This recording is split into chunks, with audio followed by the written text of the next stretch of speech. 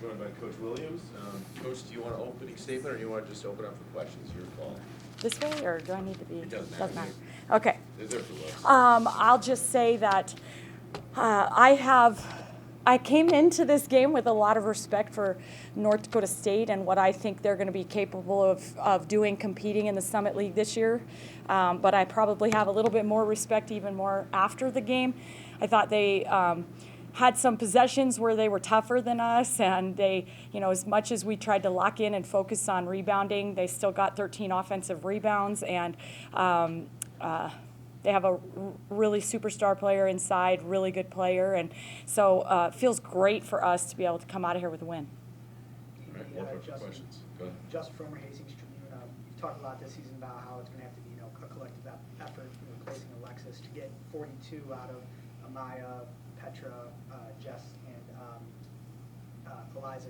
Is that sort of the blueprint when you're talking about that? Yeah, we hope so. We hope so. And I think that there were a couple of those that have way more in them than what they were able to show today, whether it's foul trouble or just certain things. But Amaya Hargrove was great, pretty efficient, 7 for 7. I guess it's as good as it gets, and rebounded. She was our board man. We talk about board man gets paid, and she. Did a fantastic job coming away, just strong with some rebounds in there and sparked us. I thought the 3 she hit was huge. Just a lot of really good things from Amaya today. Wilson Laura on the Whole World Herald. What kind of jump have you seen from Amaya, just freshman, sophomore, where she is now? Yeah, I think that the confidence and, to be honest, we've seen a lot of that out of her since her freshman year on the offensive side of the ball, but I think that where she's made the biggest leap is just her confidence defensively, and if we need her to switch screens and she gets switched onto a point guard, it's like, okay, I'm going to sit and stay in front, and just understanding angles and the way she needs to play to be versatile defensively has been the biggest growth.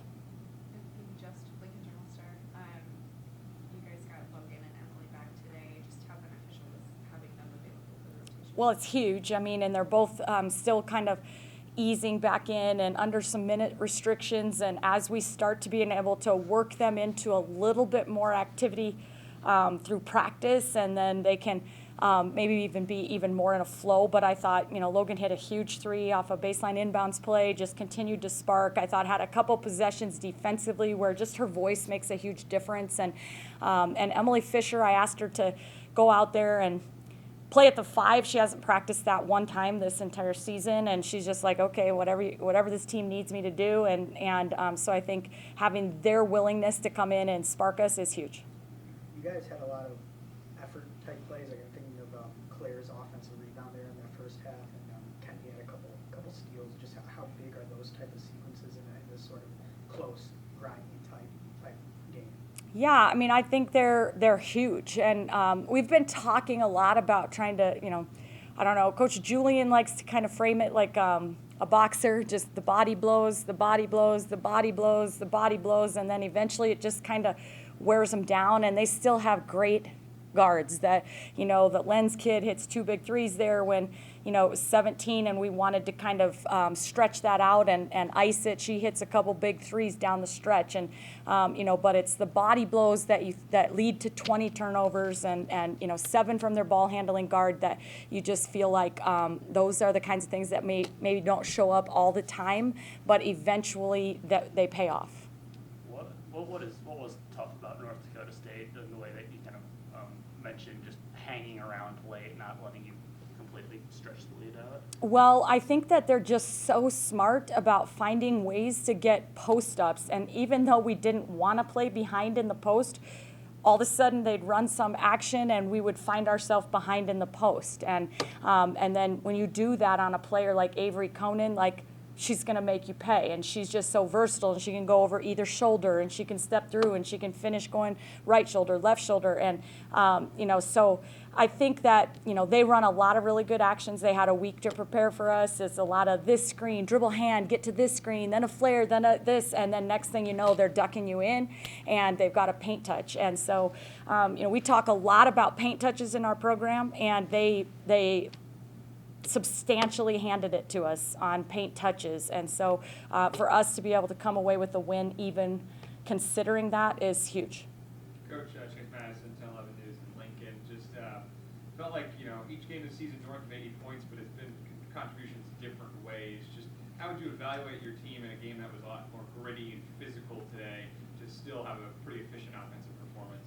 Yeah, I mean, I think that the anchor to all of that is Britt. I mean, she's so consistent. Today, it was the first time this season I've had to play her 34 minutes, but I think that she does so many things just to see the game and call the right set in the right moment. She sees things and wants to be able to say, okay, let's take advantage in this way, and she handles it. She creates for other people all the time, getting herself, as a threat defensively. She's improved, and so I think she's kind of the anchor to things for us, especially on the offensive side of the ball. But when I think about Callan Hake being able to have some of the games she's had, and then Amaya Hargrove steps up, and then Jess Petrie's our leading scorer, and then and just kind of being able to be dangerous. It's not just one player that teams can key in on, and I think that's really beneficial for us, and to have a point guard that is willing to be selfless and get other people involved just keeps everything together. Any last questions for Coach? Same Dakota News now. What kind of new, different reflections you have every time you come back home and get to play here? Yeah, there's a lot of family here. It's just so fun for me, and my youngest daughter almost started crying when she found out that my sister and her whole family and all her cousins were going to be here, and so it's just really fun for us. I have a lot of memories. The athletic director that I worked for at South Dakota was at shoot around today. I mean, I just had there's just so many fond memories of people that have supported me in my basketball journey, whether it be as a high school basketball player in the state of South Dakota, or as the head coach at USD, or now as the head coach at Nebraska. So I'm just so grateful to all the support, and to have so many friends and family in the arena. It's pretty special. How much does this give a chance to, there's a lot of future Huskers, have a chance to kind of give them an experience and watch you guys?